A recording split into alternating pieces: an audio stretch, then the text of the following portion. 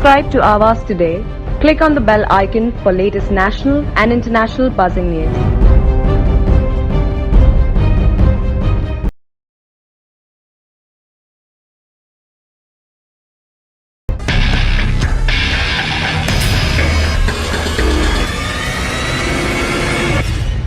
शिवसेना के गद्दावर नेता सुरेश कुलकर्णी के सुपुत्र महेश कुलकर्णी साहब हमारे साथ जुड़े हुए हैं। हम इनसे जानेंगे कि इनकी शिक्षा दीक्षा किस तरह से हुई और क्या कुछ खास रहा इनकी जर्नी में। सर, इच्छुक कॉर्पोरेटर में आपका बहुत बहुत स्वागत है। धन्यवाद। क्या कहना चाहेंगे, किस तरह से आपकी शिक्षा दीक्षा हुई और नवी मुंबई में आपका किस तरह से वर्चस्व है? नवी मुंबई में मेरा वर्चस्व अभी तक है नहीं, बट ज़रूर मैं अभी बना रहा हूँ नवी मुंबई में और तुर्बा स्टोर में। रही बात मेरे शिक्षा की, तो शिक्षा मेरी मॉडर्न स्कूल से मैंने एसएससी किया है और मॉडर्न कॉलेज से मैंने एचएससी करा हुआ है।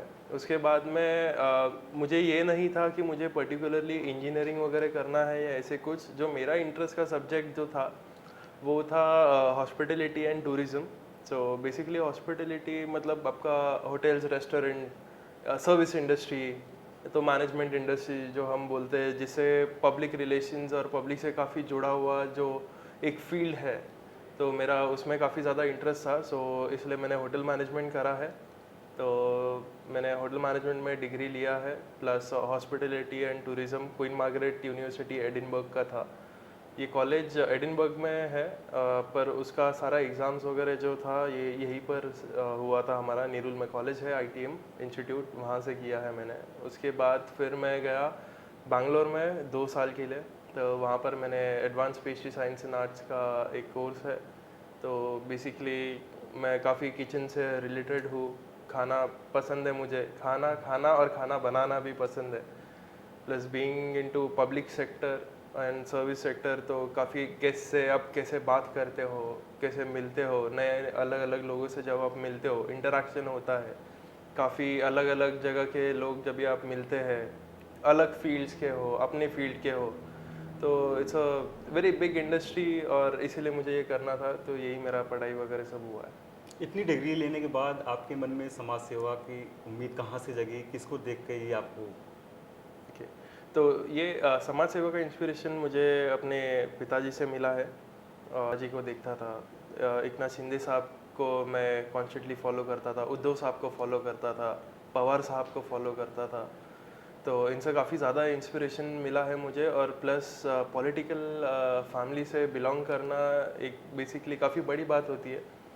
जब भी आप काफ़ी लोगों में जब भी आप जाते हो, तो आपके ऊपर भी एक रिस्पॉन्सिबिलिटी होता है कि जब आपके पिताजी एक कॉरपोरेटर है या पॉलिटिकल बैकग्राउंड से है, तो आपको उसके बारे में काफ़ी कुछ अच्छा नॉलेज भी होना चाहिए। और प्लस आपको वो एक लेगेसी कैरी करने का, आपको काफ़ी लोग आपको देखते हैं कि ये शायद कुलकर्णी साहब का लेगेसी ये आगे तक भी लेके जाए। तो काफ़ी सारा रिस्पॉन्सिबिलिटी ना होते हुए काफ़ी सारा रिस्पॉन्सिबिलिटी हमें कैरी करना पड़ता है। नवी मुंबई महानगर पालिका का आगामी चुनाव भी है और आप राजनीति में उतर भी गए हैं। किस तरह से तुर्भे में काम हुआ है आपके पिताजी के वर्चस्व से और क्या क्या काम करना चाहते हैं? भाई फाइनली में जो काम हुआ है वो पहले में बताइए। किस तुर्भे में सबसे पहली बात तो जो हमारे रास्ते थे पहले के मुकाबले, अगर मैं बोलूँ 10-15 साल पहले से काफ़ी अच्छे हुए हैं। अभी मैं अभी भी ये नहीं बोलूँगा कि पूरी तरह से अच्छी हुए। ये हम डेवलपमेंट स्टेज पे है, हमसे जितना हुआ जा रहा है या जितना हम कर रहे हैं सब कुछ हमारे तरफ से किया जा रहा है। अभी जैसे डंपिंग का हुआ है, तो डंपिंग का भी काफ़ी जल्दी ऑलमोस्ट बंद हो चुका है। लास्ट एक सेल बचा है, तो वो भी जल्दी बंद हो जाएगा। और रही बात दूसरी, शौचालय का काम है, गटर का काम है। अभी नया ब्रिज का काम अभी जस्ट चालू हुआ, जो 15 साल से हो रहा था। तो 15 साल से काम हो रहा था, जो हमारे विरोधी पक्ष जो है, तो मैं उनका नाम नहीं लेना चाहता, बट आप सभी को मालूम है मैं किस बारे में बात कर रहा हूँ कि काम जल्दी क्यों चालू नहीं हुआ। इस काम को करने के लिए 15-20 साल क्यों लगता है? तो 15-20 साल इसलिए लगा क्योंकि जब हम तुर्बा स्टोर की बात करते हैं तो इट्स अ स्लम एरिया, और जब हम वहाँ पर ब्रिज बनाने की बात करते हैं, जो जिस तरीके से पहले उन्होंने डिज़ाइन किया था, सो ये रिलायंस के सामने एक काफ़ी मतलब 4 व्हीलर और छोटा टेम्पो ट्रैवलर्स तक जाने तक ही सीमित था। तो जो हम डिमांड कर रहे थे, it was a big bridge, जो बड़ा ब्रिज की जो हमारी मांग थी। तो उस डिज़ाइन चेंज के बदले में हमारा प्रस्ताव रखा हुआ था तो अभी वो भी हो चुका है। तो उसके पीछे रीज़न जो था बड़े ब्रिज के पीछे, जब आप स्लम की बातें करते हो तो स्लम में बेसिकली अंदर स्लम में जाने के लिए वहाँ पर बस 3 रास्ते हैं। एक शिव शक्ति नगर शिवसेना शाखा के बाजू से जाता है, दूसरा बाबा गली जिसे हमें बोलते हैं बाबा साहेब अम्बेडकर रोड, और तीसरा ख्वाजा गरीब नवाब जिसे के रोड के नाम से जाना जाता है तुरबा स्टोर में। तो ये 3 ही एंट्रेंस है, और जो हमारा बीच का पार्ट है वहाँ पर गाड़ी एक्सेस करना काफ़ी मुश्किल हो जाता है। और ब्रिज बनने के बाद में जो थोड़ा बहुत जगह है, तो वहाँ से अगर इन केस कुछ इमरजेंसी आ जाती है, जैसे कुछ स्लम एरिया है तो कंपनीज वगैरह आसपास में है, तो अभी बीच में रब कंपनी में भी पावना में आपने सुना होगा आग लगा था। तो ऐसी कुछ अगर आग वगैरह लगता है तो एक्सेसिबिलिटी फायर डिपार्टमेंट को अंदर जाने के लिए, तो उन्हें फिर से वही बात हो जाती है जैसे अभी हम लोग को स्कूल कॉलेज और हॉस्पिटल जाने के लिए जैसे 3 किलोमीटर घूम के जाना पड़ता है, क्योंकि हमारे पास दूसरी सुविधा है नहीं, ना ही वहाँ से अंडर ब्रिज है, जाना है तो हमें रेलवे क्रॉस करके जाना है, तो उसके लिए काफ़ी टाइम लग जाता है। और प्लस नेशनल हाईवे होने की वजह से काफ़ी ज़्यादा ट्रैफिक भी हो जाता है वहाँ पर। तो अगर कल को कुछ हो ना जाए, इसलिए हमने वो बड़ा ब्रिज का प्रस्ताव डाला था, ताकि बड़ी गाड़ियाँ भी वहाँ से आए, उनके यू टर्न के लिए भी हो जाएगा और एक्सेसिबल ज़्यादा अच्छा हो जाएगा वहाँ पर। अभी तुर्बे फ्लाईओवर ब्रिज की बात करें तो मनसे ने उसके ऊपर आंदोलन किया था और कहा था कि काफ़ी लेट हो रहा है, तो क्या कारण है लेट होने की वजह? ओके, तो ब्रिज का कारण लेट काम नहीं चालू हो रहा है। तो ब्रिज चालू होने से पहले काफ़ी सारे टेक्निकल चीज़ें और ऑन ग्राउंड चीज़ों को देखने पड़ती है। जैसे कि हमें पता है तुर्बे स्टोर के सामने जो ब्रिज का काम अभी होने वाला है, तो वो थाने बेलापुर रोड नहीं तो बैंगलोर मुंबई नेशनल हाईवे है। तो जब हम नेशनल हाईवे की बात करते हैं तो दिन में कम से कम लाखों गाड़ियाँ वहाँ से जाती है। तो अगर हम ब्रिज बनाते हैं तो इसका मतलब ये नहीं है कि आज ताजमहल एक दिन में नहीं बना था, नहीं। जैसे हम कहते हैं। तो उसी तरीके से काफ़ी टेक्निकल चीज़ें होती है कि वहाँ पर ब्रिज का काम चालू होता है, तो हमारा तुरबा स्टोर का एरिया है, काफ़ी लोग आना जाना भी वहाँ से करते हैं, और एक तरफ में स्टेशन है, तो उस ट्रैफिक को डाइवर्ट कैसे किया जाए, तो इसलिए बीच में सिग्नल भी लगाया गया था। वो टेम्परेरी बेसिस पे ये चेक करने के लिए लगाया था कि अगर हम सिग्नल्स वहाँ पर लगाते हैं ट्रैफिक कंट्रोल करने के लिए, तो ट्रैफिक कितने दूर तक जाता है और कितने घंटे का ट्रैफिक वहाँ पर हो सकता है और कितना कन्वीनियंट लोगों के लिए पड़ेगा ये। तो जब हम जैसे 2 एग्जिट वहाँ पर 3 रास्ते हैं वहाँ पर to take a U turn और रोड क्रॉस करने के लिए, तो हमने 2 बंद करके बीच में एक बाबा साहब अम्बेडकर रोड का जो बीच का था वहाँ पर हम लोग महानगर पालिका ने सिग्नल लगाया था। तो वहाँ पर उसका रिस्पॉन्स काफ़ी ज़्यादा अच्छा नहीं आया, क्योंकि हमें अभी भी पता है कि काफ़ी लोग ट्रैफिक का जो नियम है नहीं पालते। तो उस वजह से रोड का जो कनेक्टिविटी है, जो लोग जब रोड क्रॉस करते हैं, वो भी काफ़ी समस्या बीच में दे रही। तो अभी एनएमसी उसके ऊपर काफ़ी नई तरीके से कुछ नया और करने का ट्राई कर रही है जब उसका ब्रिज का काम है। प्लस अभी बारिश का काम, बारिश भी चालू हो चुका है, तो बारिश में तो यूजुअली कोई गवर्नमेंट का, नॉट गवर्नमेंट का, ब्रिज का काम जो भी हमें डिग करना पड़ता है। तो this is all technical things जो हमें काफ़ी सारी चीज़ें देखनी पड़ती है कि अगर हम वहाँ पर मट्टी खोदते हैं तो बारिश में काम करना वो पॉसिबल नहीं हो सकता, क्योंकि बारिश में ऐसी ट्रैफिक काफ़ी बढ़ जाता है। और प्लस उसके अंदर हम काम करने के लिए अगर लेते हैं अभी, तो उसके अंदर में रोड खोद के फिर उसके अंदर अगर पानी वगैरह भरता है, तो कल को ये भी चांसेस है तो आजू बाजू की मट्टी है वो भी अंदर धंस सकती है। तो उस चीज़ का एक ध्यान रखना पड़ता है। तो इसलिए वो काम धीरे धीरे अभी चालू हो जाएगा। तो इसी सारी चीज़ों को फैक्टर में रखते हुए वो काम डिले हो रहा है। एक सवाल मेरा और भी है, स्वास्थ्य व्यवस्था को किस तरह से देखते हैं आप तुर्बे क्षेत्र में? स्वास्थ्य व्यवस्था क्योंकि बहुत ज़रूरी है। यस, हेल्थ के लिए मैं काफ़ी ज़्यादा कॉन्शियस हूँ। जैसे हमारे यहाँ पर एजुकेशन और हेल्थ के पीछे काफ़ी ज़्यादा ध्यान देना चाहिए, क्योंकि तुर्बा में या डंपिंग की वजह से पहली बात मलेरिया, डेंगू, टाइफाइड, अस्थमा, ये सारी चीज़ें काफ़ी ज़्यादा हद तक बढ़ चुकी है। तो हमें एक प्रॉपर हॉस्पिटल भी चाहिए, और उसके अलावा हमें एक माता बाल रुग्णालय की भी काफ़ी ज़रूरत है। जब हमारे यहाँ पर कोई प्रेग्नेंट महिला यहाँ से निकलती है, तो उन्हें हॉस्पिटल जाने के लिए आप अगर रेडियस यहाँ से गूगल मैप पे भी अगर चेक करते हो, तो आपके पास या तो 2 ऑप्शन है, या तो तुर्बा स्टोर से जैसे ही आप बाहर निकलते हो लेफ़्ट जाके आपको all the way Ibis hotel और जो एसके व्हील्स का जो ब्रिज है, जो हनुमान नगर या तुर्बा नाका हम जिसे कहते हैं, तुर्बा नाके से यू टर्न लेके वहाँ से होते हुए हमें पूरे तरीके से एनएमसी का हॉस्पिटल हेडक्वार्टर सेंट मेरीज के बाजू में यहाँ पर आने तक का डिस्टेंस अराउंड 4 to 5 किलोमीटर्स का हो जाता है। और यही चीज़ अगर हम राइट साइड से आइकिया की तरफ से अगर जाते हैं तो ये प्रॉपर 4 किलोमीटर का रास्ता होता है। और उस ब्रिज के ऊपर आपको भी पता है वहाँ पर मिनिमम आप किसी भी समय जाओ तो वहाँ पर 15 मिनट बस ब्रिज पे सिग्नल के ट्रैफिक पे लग जाता है। तो काफ़ी लोगों का डिलीवरीज वहाँ पर ऑटो में भी हो चुका है। तो एक रीज़न वो भी है कि वहाँ पर ब्रिज बने और एक अंडर ब्रिज की ज़रूरत काफ़ी ज़्यादा है। और हमारे एरिया में हमें एक अच्छा हॉस्पिटल, मल्टी स्पेशलिटी हॉस्पिटल और एक माता बाल रुग्णालय की ज़रूरत काफ़ी ज़्यादा अच्छा है। तो उस चीज़ के ऊपर काफ़ी काम करना चाहूँगा मैं। एक सवाल मेरा ये है कि आने वाले चुनाव में, आगामी चुनाव में किस तरह से आप लोग अपना परचम लहराएंगे शिवसेना का सुरभि से? जैसे शिवसेना का काम अभी शिवसेना और युवा सेना का काम हम काफ़ी अच्छे तरीके से वहाँ पर कर रहे हैं।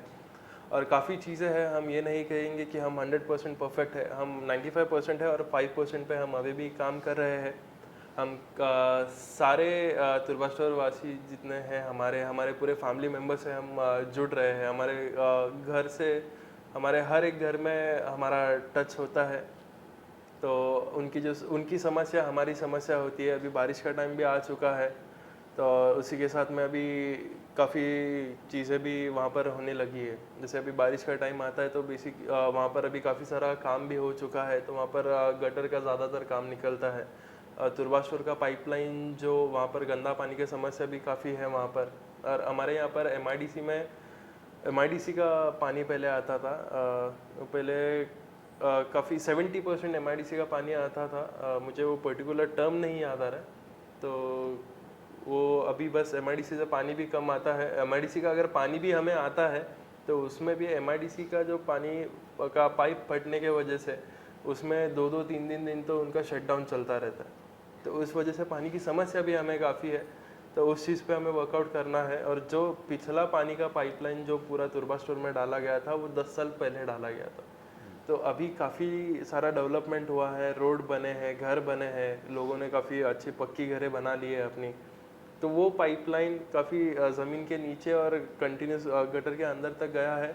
तो कुछ जगह पे वो पाइप फट भी रहा है। तो इसलिए वो भी एक समस्या आ रही है। तो उसके लिए भी नया पाइपलाइंस डालने चालू हो गए और वो काम भी जल्द से जल्द हो जाएगा, ऐसे मेरा अनुमान है। जिस वार्ड से आप चुनाव लड़ने वाले हैं उस क्षेत्र में ज़्यादातर कौन से लोग रहते हैं, किस राज्य के लोग ज़्यादा रहते हैं और किस भाषा के लोग हैं? सर मैं एक पर्टिकुलर वार्ड की बात नहीं करूँगा, तो मैं पूरा तुर्बे की तरफ से बात करूँगा। अगर लोग वहाँ पर मुझे अपनाना चाहते हैं तो वो काफ़ी लोग अपनाना चाहते हैं। काफ़ी लोग को अभी भी डाउट्स है कि ये कुलकर्णी साहब जैसे काम करेगा या नहीं करेगा, क्या इज़ ही रियली कैपेबल, जो हम बोलते हैं कि ये। तो उस हिसाब से मैं बात करूँ तो ज़रूर मैं काम वहाँ पर कर रहा हूँ, काफ़ी अच्छा काम करने की कोशिश भी कर रहा हूँ। बस अभी जो युवाओं के लिए जो मुझे करना है तो बेसिकली एक गाइडेंस जो मैं उनको देना चाहता हूँ, एक पर्टिकुलर एक पाथ देना चाहता हूँ। अगर हम बोलते हैं कि नहीं हमने इसे बनाया है, नहीं बनाया है, वो सब बात तो होती रहती है, बट उसे एक पर्टिकुलर वे जो सही मार्ग जो दिखाते हैं हम वो दिखाना चाहते हैं। जैसे आपने बताया कि स्लम एरिया है, स्लम एरिया में एजुकेशन सिस्टम को किस तरह से बदलाव लाना चाहते हैं, क्योंकि अभी जल्द में अंग्रेजी स्कूल खुला, काफ़ी विवाद हुआ उसके ऊपर। तो आप चुनाव लड़ेंगे ही और मतलब किस तरह से बदलाव करेंगे आने वाले समय में अभी?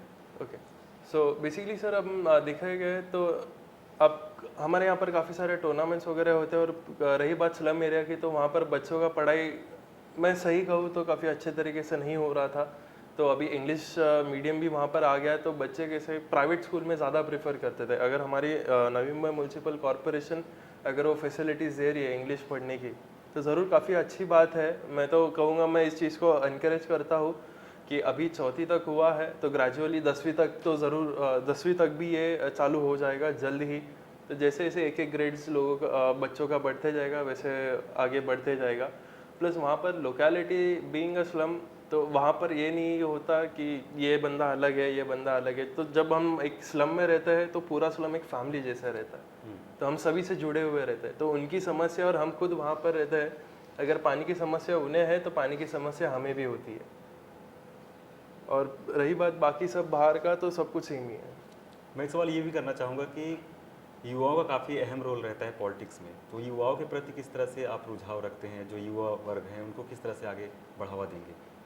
युवा वर्ग को मैं सर आगे बढ़ावा मैं दे रहा हूँ, बट ज़्यादातर तुरबा की अगर पर्टिकुलरली बात की जाए तो वहाँ पर पॉलिटिक्स ज़्यादातर युवा इंटरेस्टेड नहीं है। इंटरेस्ट है उन्हें कि उनका एरिया का काम हो रहा है, क्योंकि जब हम तुरबा स्टोर की बात करते हैं नवी मुंबई में, अगर हम तुरबा स्टोर या स्पेसिफिकली मेरा पर्सनल एक्सपीरियंस, जब मैं बाहर जाता हूँ कहीं, अगर मैं कहीं पर जाके बैठता हूँ और बोलता हूँ कि नहीं आई एम फ्रॉम कि मैं तुरबा स्टोर से हूँ, तो उनका देखने का नज़रिया काफ़ी बदल जाता है।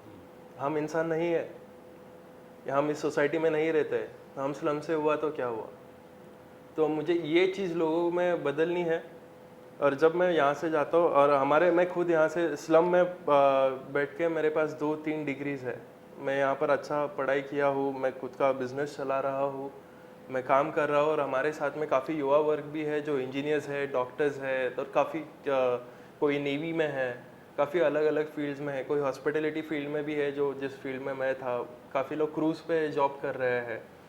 तो इसका मतलब ये नहीं, ये बस ये हमारा पूरा जो रूट्स है वो इसी जगह से है। तो ये बात नहीं है कि सारे स्लम वाले ऐसे मारा मारी करते घूमते, या ऐसे कुछ भी नहीं है यहाँ पर। तो बेसिकली बस सबका नेसेसिटी होता है, तो बस लोगों का नज़रिया अगर हमारे तरफ थोड़ा चेंज हो जाए तो हम भी काफ़ी कुछ कर सकते हैं। तुर्भे क्षेत्र में हमेशा से ही एक बहुत अहम मुद्दा उठा आया है, वो जो डंपिंग ग्राउंड है उसकी गंदगी बदबू को लेकर, उस पर किस तरह से काम कर रहे हैं आप लोग, आपके पिताजी, और आने वाले समय में किस तरह से काम करेंगे आप लोग? तो आने वाले दिनों में सर मैं काफ़ी, अभी जैसे आपने डंपिंग का विषय निकाला है, तो डंपिंग का विषय तो आज से नहीं, आप कुलकर्णी साहब ने पहले भी 2-3 बार महासभा चलने नहीं दिया, क्योंकि तकलीफ जब भी अब म्यूनसिपल जब भी कमिश्नर सर आते हैं, तो उस समय जो वहाँ पर अधिकारी लोग जो है, तो वहाँ पर पहले पूरा फवारा या तो कुछ पाउडर्स का या केमिकल्स का छिड़काव करते हैं ताकि उस चीज़ का गंद ना आए।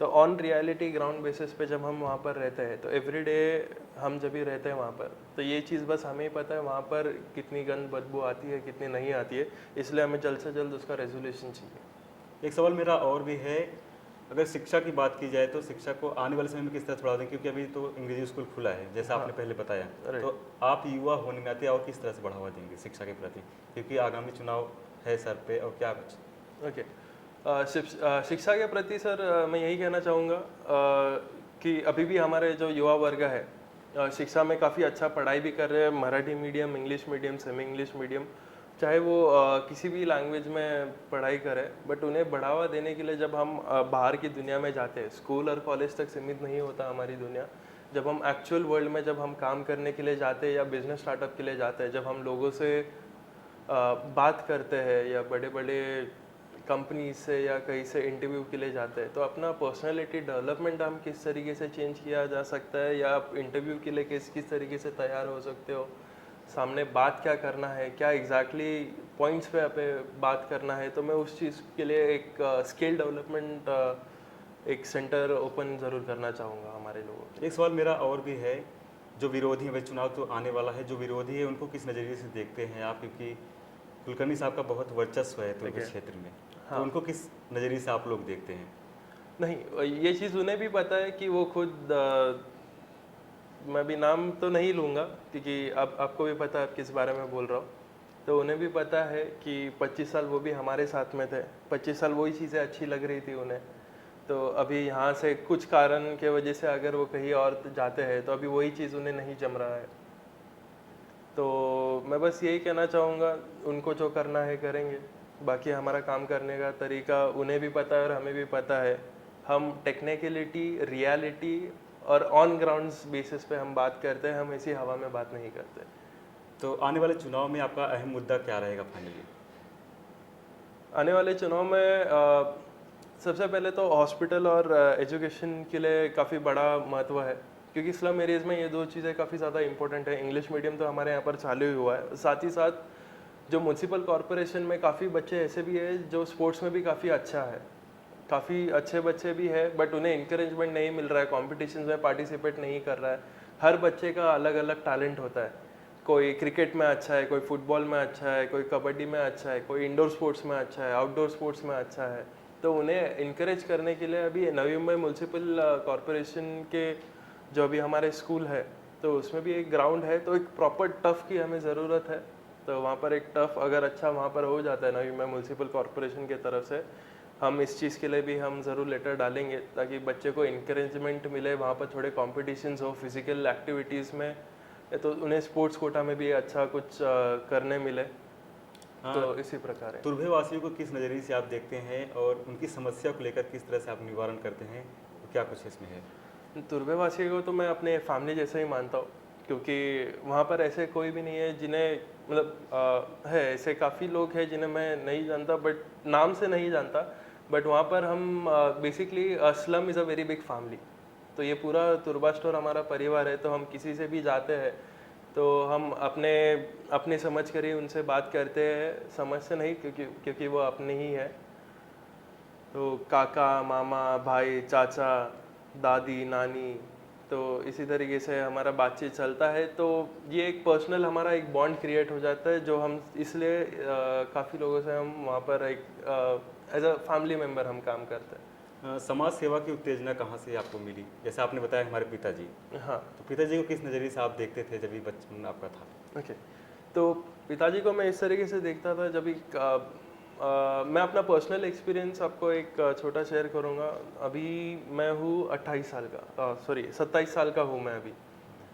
तो अभी मैं 27 साल का हुआ हूँ। मेरे बचपन से मेरा स्कूलिंग ख़त्म हुआ, कॉलेज ख़त्म हुआ, मैं काफ़ी सारे स्पोर्ट्स एक्टिविटीज़ में भी था, बट मेरे पिताजी ज़्यादातर तुर्बा में काफ़ी समाज सेवा में बिजी हुआ करते थे। किसी का हॉस्पिटल का काम हो, स्कूल का काम हो, या लोकल इश्यूज़ काफ़ी कुछ होता था, फैमिली मैटर्स होता था। जैसे मैंने कहा तुर्बा store is a very big family, तो फैमिली का कुछ समस्या होगी, तो उस प्रॉब्लम में कि उन्होंने अपने फैमिली से ज़्यादा प्रायोरिटी तुर्बे स्टोर के लिए दिया है। तो मेरा उन्हें अभी भी ये नहीं पता है कि मैं बैंगलोर में कॉलेज गया था, उनका कॉलेज का नाम क्या था, क्योंकि वो पर्टिकुलरली इतना बिजी अपने काम में रहते थे।